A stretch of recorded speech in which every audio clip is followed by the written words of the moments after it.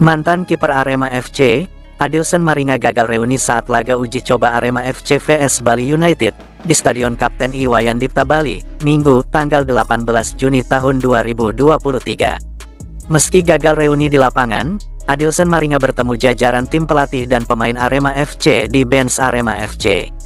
Adilson Maringa kini menjadi pemain Bali United, usai tidak berseragam Arema FC di musim ini. Dalam laga persahabatan tersebut, Adilson Maringa tidak masuk dalam skuad Bali United. Kiper asal Brasil itu juga tidak tampak saat Bali United melakukan pemanasan. Posisi kiper Bali United dalam uji coba ini dijaga oleh M. Rido. Adilson Maringa baru terlihat saat di pertengahan babak pertama. Dengan mengenakan baju hitam, Adilson Maringa datang dan langsung mendatangi bench Arema FC. Dia menyalami pemain Arema FC yang berada di bench, termasuk menyalami jajaran tim pelatih Arema FC. Setelah itu, Adilson Maringa kembali masuk ke dalam lorong ganti Stadion Kapten Iwayan Dipta Bali. "Ya, kemarin Maringa mendatangi kami di bench, terus kami saling bersalaman dan bercanda," ucap pelatih Arema FC, Joko Susilo, Senin, tanggal 19 Juni tahun 2023.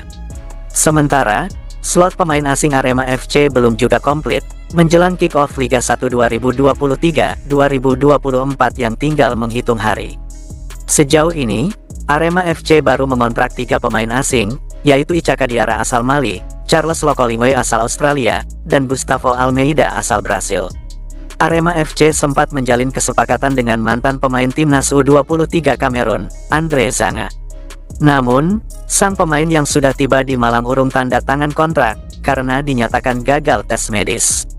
Hal itu membuat slot pemain asing Arema FC masih tersisa 3 slot lagi, meski rumor yang beredar Arema FC sudah sepakat dengan gelandang serang asal Argentina, Ariel Lucero.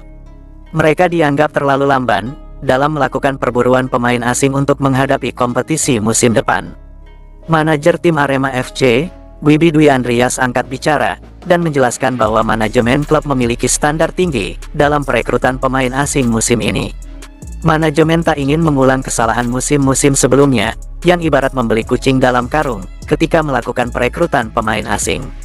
Ia menyebut, perekrutan pemain asing musim ini sangat selektif terhadap kualitas para pemain incaran, selain juga berdasarkan kebutuhan tim pelatih.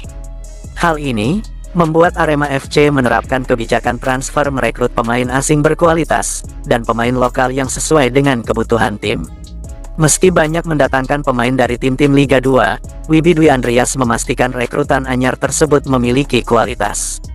"Kami memenuhi kebutuhan tim dari sang pelatih. Kami butuh bek tengah, pemain sayap, dan striker," ujar Wibi.